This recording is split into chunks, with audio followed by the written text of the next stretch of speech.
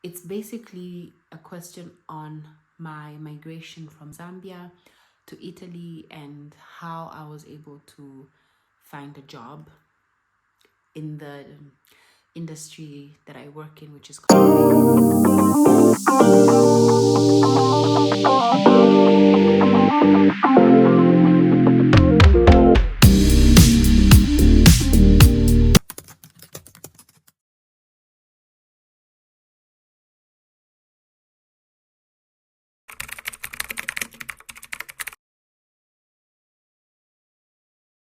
Hi loves, and welcome to another YouTube video.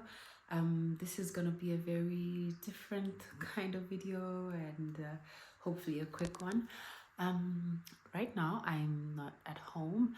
I'm out on a team building event with my work job or workplace, and it just got me thinking because I always get these questions so often. Just tonight I had, I think, about 4 people ask me, and it's something that people ask me a lot. A lot of women. When I say people, I mean a lot of women.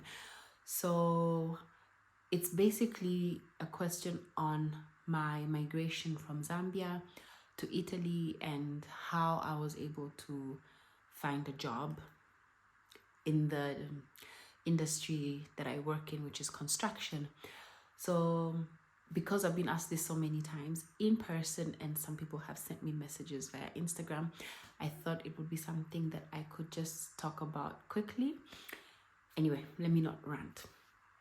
In general, I want to give a little background just so that if there's anybody interested in relocating from one country to another, maybe cross continent, or countries that are completely different for work, I don't know, maybe my experience could be of help or could help you kind of make your decision or whatever. Anyway, I'm just going to share my experience and you do with it what you will.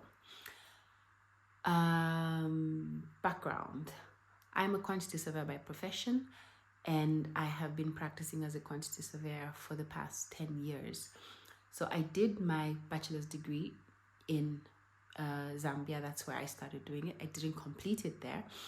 And then I started working. And so let's just say 4 years ago, 2019, this was a year plus after I'd met my now husband, who's Italian. We started talking about what we would like for our future. We would like to live, what we'd like to do, XYZ, that kind of stuff. And so as our relationship progressed, so did our conversations on what we envisioned our lives to look like. I had always wanted to leave Zambia and probably go to the UK because it would be an easy transition because of the English. I mean, we speak English in Zambia and they speak English, obviously. And so the language barrier wouldn't be a problem. And also the education system that we have is more British oriented in comparison to other places in Europe. So that was like my first choice. But my husband does not like, well, not does not like, but wouldn't really want to go there. And so we started to look at our options, what kind of jobs I would do, what kind of jobs I would have. So the first thing I did was analyze my credentials and my CV. And how I did that was I applied to two universities, to be specific, who then, because with some universities you have the opportunity to speak to a careers master. And so the university I chose to study with is UCM, and they have a careers master. And what do I mean? Not careers master, careers guide, something like that. And so I sent my CV to them and they reviewed it, and then they asked for my syllabus at the university I was at. And so they reviewed the syllabus and it was a whole process. I think it was a process of like 3 months. And from that, they told me if I were to work in the UK, I would need to restudy certain courses because the syllabus that we had or I had done was kind of outdated in comparison to the construction industry in Europe. So from that moment, I knew that I had to upgrade my credentials, and I started the process. So I enrolled into this online university, UCM, and I started I kind of continued my degree. I had some exemptions, but not so many, because of the diversity in the syllabus and the kind of construction processes and systems that they have in the UK in comparison to what we have in Zambia. Anyway, fast forward, I completed my degree, and when I did, we had just had our son, and he was we just had our son, in fact, because I remember I was writing exams while pregnant. But anyway, fast forward, once I got my degree, I then started to apply for jobs while I was still working in Zambia, so trying my luck. And I did this through LinkedIn. I updated my LinkedIn profile. I made it match the jobs that I was looking for, of course, incorporating what I was capable of doing. You don't want to lie on your CV just because you want to get a job. So I would read job descriptions for job adverts that were being advertised in the countries I wanted to live in. In this case, we were thinking of moving to Italy. So I was reading the job descriptions as they were described for Italy. And I started to see what skills I had, or what experience I had in comparison to that. And yeah, so I updated my CV, I updated my LinkedIn profile, because a lot of people in Europe use LinkedIn. A lot of recruiters are on LinkedIn. So your LinkedIn profile should be as strong as your experience and your CV, because that is the first thing somebody will see. They don't know what you've done. They don't know you. So your profile is the first thing they see. So your profile has to be captivating and updated and match the place that you want to work in. And then on top of that, I started learning skills, because of course when you read how other people are doing their work, for example, here in Italy, people use Costex or other forms of project management, because my line of work is in construction. I'm a quantity surveyor, so I do cost estimation, project management, and so forth. But here everything is kind of divided. So you either go the cost estimation route or the project management route. And I chose the cost estimation route. And so there are tools that you need to learn how to use. And so I studied how to use those tools. I mean, there are some courses that you can do for free on YouTube. If anybody is interested, I mean, I could probably try and look some up and then share the links with you. But then you'd have to let me know in the messages or in the comments or something. And then, yeah, so literally I updated my skills and yada. And yeah, and then with the grace of God, of course, I was able to find my first job. And so with the promise of that job, with the, not the promise, because I did my interviews while I was still in Zambia, and they expected me to start the next month, which was impossible. So I told them I was in Zambia and I couldn't start the next month. And so they told me, okay, if you're ever in Italy, let us know and then we can see what happens then.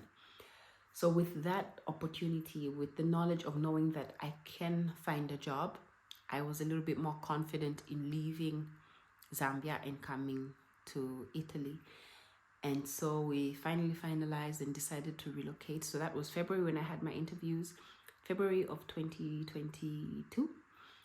And then in July we decided, and so we left and we came here. And then I informed the company I was working with about my presence. And then we started arranging for interviews and whatnot. And so between July and November, we had our correspondence. And then I had my first in-person interview in November, and so on and so forth. And then my second, and then my third, and finally October, they decided that they wanted to work with me. And I accepted the offer, and so I started working with them. So it was a process of, I think, I don't know, I could put it as a process of 4 years of preparation, because from the day we decided we wanted to leave is when I started to work on my accreditations and my qualifications, and just trying to put things in place that I could in order for me to fit in and to understand the kind of industry that I'll be working in. So in general, what I'm trying to say is, if you're thinking of relocating, sorry for my posture, I'm tired. Anyway, if you're thinking of relocating and moving from, say, Africa to Europe or to America or Australia, Canada, wherever you want to go, look at your accreditations and compare them to the accreditations that are required in the places you want to work. So you look for example, accountant. Go and look for the job descriptions that are being advertised for an accountant. What do they want? What level of certification do they need? Do you need to have done XYZ? And then you start to put those things together, because then you will be competitive in an already competitive, highly competitive race place, because there's so many people out here that have been to, unlike where I'm from, that not so many people get to go to university or higher institutions of learning. Here it's different. Almost everybody goes to university, so there's so many people that are qualified and probably even better than you. So you have to find a way to stand out. You don't just present yourself as you are and expect to be chosen. I mean, if you're an exception and your CV and your experience are perfect, well and good. But if it is something that you know needs and requires work to be done on, then start to improve on that. And then even while you're in the process of doing it, some companies are very forgiving. And as long as they can see that with your tenacity or with your experience or the way you handle yourself, you're able to handle the position that you are applying for, you might get the job that you want. And then another question I keep getting asked is, how was my transition from Zambia to Milan, from Lusaka specifically to Milan? And it was, I won't lie, I had visited Milan I think 3 or 4 times before we relocated, and I fell in love with it the first time. So it was something I was really eager to experience, something I was really eager to see, and I don't know, to just live there and be Milanese.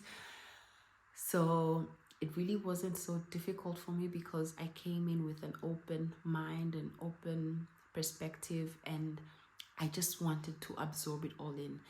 I really didn't come in with any expectations. I just came in to see it, to experience it, and just to experience it. So that's another thing. Go in open-minded with not so many expectations, or minimize your expectations if you have any. That way you're not disappointed, you're not overwhelmed or underwhelmed. Did I have a cultural shock? Not so much. Also because we had traveled to and from Milan and Lusaka before we relocated, and I was lucky enough to have Italian friends within Lusaka. So a lot of, I think maybe I had my cultural shock while I was in Lusaka, and not so much when I was here, because I had kind of like interacted and made close friendships with Italians, and so I had an idea of that culture. And then what else do I keep getting asked? The food. Yes, the food is amazing. I mean, Italian food it's amazing. It's Italian food. But I stray. This is not about the Italian food. This is about work. The work ethics. That one is something that I think up to now I'm still trying to find my rhythm, because I work in Milan, and in Italy, Milan is considered like everybody is fast, everybody is busy, even if they're not, but everybody in Milan is busy. Everybody has their head down or straight or whatever, and everybody is just busy. And it's the same even with work. So you have your deadline, and from the word go, people are like this: deliver, deliver, deliver, do this, do this, do this, do this. And I come from an environment where it's like, oh, my deadline is next Tuesday, today is Monday, I have, I don't know, a week and a day, I'll start in a day. Now I'll just browse through. You know, we have that kind of laissez-faire kind of approach to work, and here it's the exact opposite. So I had to kind of like, you know, crank or jumpstart my thinking and my productivity. In the beginning, it was difficult. I remember the first week, I think I was so exhausted because I just wasn't used to being so busy the whole workday. And yeah, now it's something that is, I mean, I have found my rhythm. I know my capabilities. I understand the system and the industry a lot more, and also just the language. So I'm able to read the documents quicker and, you know, without translation. And I understand people when they speak quicker without having to translate it into English. And then, so now I have that capability of just understanding things quicker. So even my productivity has improved. And yeah, it's a whole lot to take in, and it's crazy. I mean, I did it. I have a friend that told me I was crazy because I did it during postpartum. I think I was 8 months postpartum, so I had my hormones going all the way crazy. I had well, he wasn't an infant, but I had a little child with me that needed my attention. I was moving countries, moving continents, a whole cultural shift, a new job. So I did so much at once. I wouldn't advise anyone to do something like that so drastically, but it happened how it happened, and I'm grateful that it happened the way it did. But if you can, take it easy, take it in chunks, do one thing at a time. If you can, I think it would just be easier and better to jump into something new with a clear mind and having a target or a focus or something. And yeah, I think that's basically it. I just wanted to drop in here and just say thank you for all of you who have been watching my videos and interacting with me. And yeah, I like it here. I like it here on YouTube. I mean, also here, it's a nice and cozy place.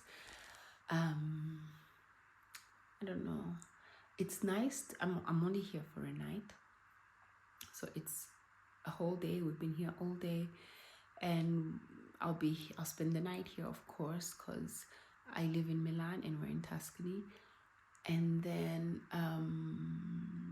I'll be back. We leave this place tomorrow around 6 p.m. So it's definitely going to be eventful and fun and everything interesting because it's Tuscany and beautiful.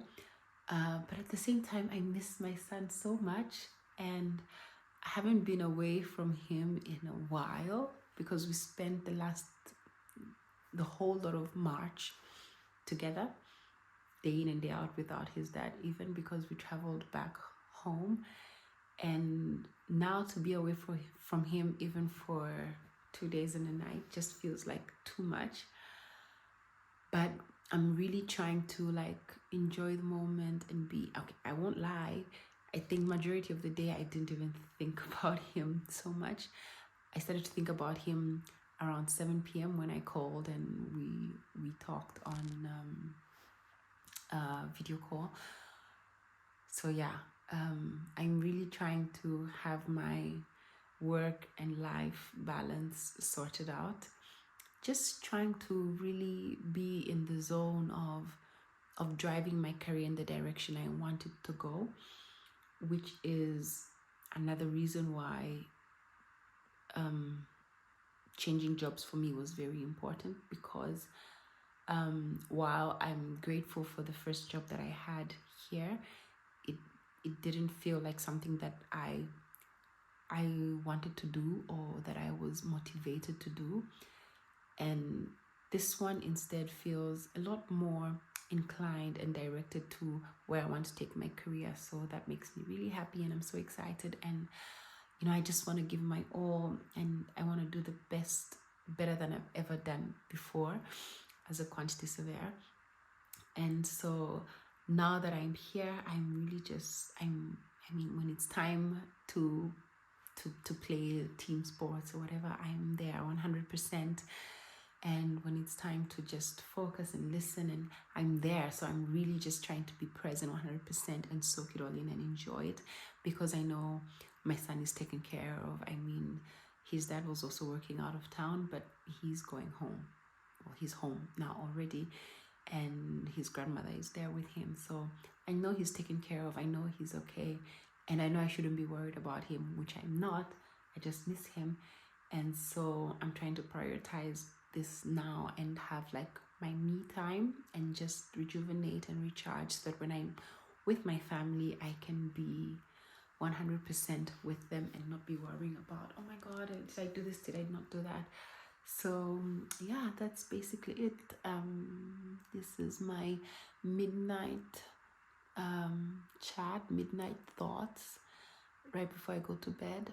And I don't know, I'm just so filled with gratitude, and I'm so thankful. I'm thankful for having you guys on the other side of the camera that I'm able to talk to like this. I don't know why I'm taking this in that direction, but I just want to say thank you and thank you and thank you. I'm just so grateful, and I don't take anything for granted. A like, a comment, a subscription, a view. Thank you so much. I think in practicing gratitude is the only way that I have been able to even achieve half the things that I have achieved, and just being able to, I don't know, stay sustained, stay stable, stay committed to the life that I envision for myself and for my husband and for my son. I don't even know what I'm saying, but I'm grateful. And now I'm gonna go and sleep, because I'm sure I am past over the minutes that I wanted to spend talking about this.